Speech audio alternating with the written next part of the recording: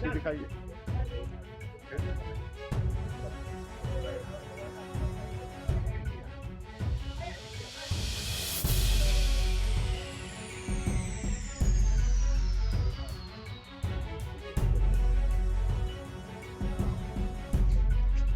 देखिए, कल महागठबंधन का बैठक होने वाला है बिहार में और हम लोग बैठेंगे और कितने सीट पर लड़ना है, डिमांड करना वो तो गठबंधन के प्लेटफॉर्म पे करना है।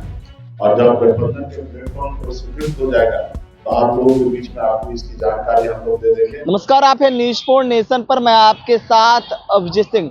2025 बिहार विधानसभा चुनाव काफी नजदीक है। ऐसे में तमाम राजनीतिक पार्टियां हैं वो तैयारी कर रही हैं और लोग पार्टी को ज्वाइन भी कर रहे हैं। ऐसे में आज वीआईपी पार्टी हैं वो नूरल हुड्डा हैं, उन्होंने ज्वाइन किया है, जो रेलवे में अधिकारी हैं और वीआरएस लेकर ज्वाइन किए हैं। और वहीं बात करें तो वीआईपी सुप्रीमो मुकेश सहनी है, वो गठबंधन को लेकर बड़ा ऐलान करते हुए नजर आ रहे हैं और कितने सीट पर लड़ेंगे इन सब चीज को सवाल किया गया मुकेश सहनी से, तो क्या कुछ कह रहे हैं, छोड़ जाते हैं उनके पूरे बयानों को। देखिए, कल महागठबंधन का बैठक होने वाला है बिहार में और हम लोग बैठेंगे और कितने सीट पर लड़ना है, डिमांड करना वो तो गठबंधन के प्लेटफॉर्म पे करना है।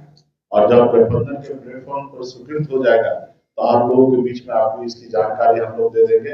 हम लोग बहुत ही कंफर्टेबल है, हमारे पास 243 सीट है और हम सब मिलकर मजबूती से 243 पे लड़ेंगे और सब सीट पर जीत हासिल करेंगे और बिहार में तेजस्वी प्रसाद यादव जी के नेतृत्व में हम अपनी सरकार बनाएंगे।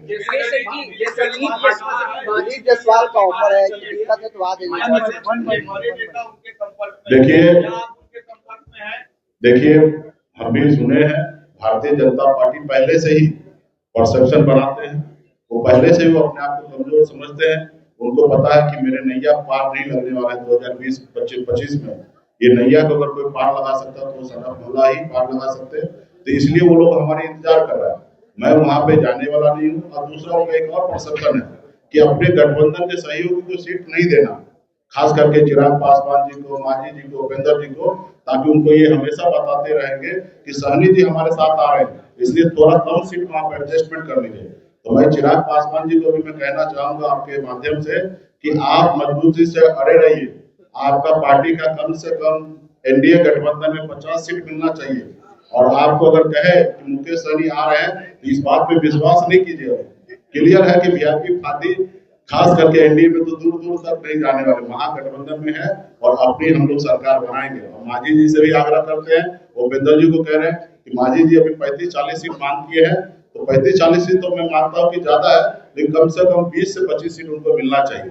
और उसी तरीके से उपेंद्र जी को भी मिलना चाहिए और हम लोगों के पास कोई दिक्कत नहीं है, हम लोग मजबूती से लड़ेंगे। 60 पर अरे हैं, 60 पर अरे हैं या कोई कॉम्प्रोमाइज होगा? देखिए, महागठबंधन में जितने भी सीट पर लड़ेंगे हम लोग सब मिलकर बैठकर डिसीजन ले लेंगे और हम कंफर्टेबल रहेंगे। और आपने देखा पिछली बार हमने राष्ट्रीय कार्यकारिणी का जब हमारा बैठक हुआ था, हमने अपने पार्टी के लिए एजेंडा सेट किया कि भविष्य में हमारी पार्टी 60 सीट पर चुनाव लड़े। उसी तरीके से भारतीय जनता पार्टी का भी एजेंडा होता है, जो बिहार में आके जेपी नड्डा साहब ने कहा कि देश की जितने भी क्षेत्रीय पार्टी है उसको हम खत्म करेंगे। तो सब अपने अपने पार्टी के लिए एक रोड मैप बनाते हैं, उसी तरीके से हमने बनाया है। और वो भी उस सीट में 2-4 सीट कम हो या ज्यादा हो उससे कोई फर्क नहीं पड़ेगा।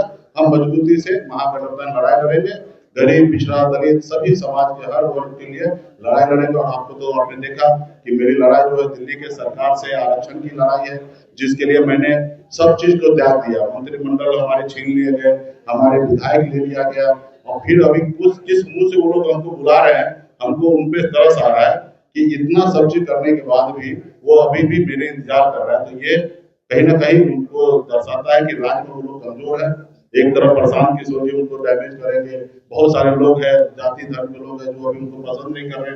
20 साल पुराना सरकार है और नीतीश जी के नेतृत्व से निश्चित तौर पे सब लोग परेशान हो चुका है कि अभी क्या युवा सरकार चाहिए और युवा सरकार हम ही लोग देने वाले हैं। तो इसलिए मजबूती से महागठबंधन में हम लोग सरकार बनाएंगे। की जो बैठक होगी वो इम्पोर्टेंट होगी आपके भविष्य के बारे में भी, क्योंकि मुख्यमंत्री का चेहरा हमारे भविष्य का लिए छोड़ दीजिए, डिप्टी सीएम का भी चेहरा तय होगा। हम लोगों के लिए अपने भविष्य का चिंता नहीं है। अगर भविष्य का चिंता होता तो भारतीय जनता पार्टी का बात मान के हो सकता है सीएम का चेहरा होता, लेकिन हम अपने भविष्य का चिंता नहीं करते। हम अपने विधायक को तोड़वा लिए, पार्टी तोड़वा लिए, हम मंत्रिमंडल से बाहर निकल के हमारी फिक्र जो है सिर्फ बिहार का हर युवा, हर किसान, हर मजदूर का फिक्र है कि अपने राज्य को छोड़कर दूसरे राज्य में उसको जाना ना पड़े, अपने राज्य में काम करे, यही हमारी फिक्र है। बीजेपी और एनडीए के बहुत बहुत धन्यवाद। आज मिलन समारोह में पूर्व IPS मोहम्मद नूरुल हुदा साहब, आप सब देख रहे हैं कि वीआईपी पार्टी परिवार में आए हैं और साथ में इनके मित्र राणा साहब भी आए हैं साथ में, और मुझे खुशी प्राप्त हो रहा है कि हमारे मोहम्मद नूरुल हुदा साहब अच्छे पद पर IPS कंप्लीट करके सर्विसेज दे रहे थे DIG के पद पर। उन्होंने 2 महीना पहले हमसे मुलाकात की और उन्होंने अपना इच्छा जाहिर की कि हम समाज में कुछ बदलाव करना चाहते हैं, मैं आपसे जुड़ना चाहता हूं। और मैंने उस समय ही नूरुल हुदा साहब को हमने स्वीकृति दिया कि आप आइए, आपको वेलकम हम लोग करते हैं। और निश्चित तौर पर जो आपका विचार है गरीब, पिछड़ा, दलित सभी समाज को, लोगों को आगे लेके जाने का, ये एक बड़ा प्लेटफॉर्म होगा, क्योंकि यही सोचकर हम भी मुंबई से बिहार आए और बिहार में अपने लोगों को हक अधिकार के लिए लड़ाई लड़ रहे हैं। उसी तरीके से आप भी आइए और हमारे हाथ को मजबूत कीजिए। और फिर इन्होंने हमसे कुछ समय मांगा और एक गवर्नमेंट का एक प्रक्रिया है उन्होंने पूरा किए और अपने इस्तीफा दिए। और उसके बाद अभी जब आ गए बिहार में, एक समय सेट हुआ कि आज वीआईपी परिवार में आए हैं।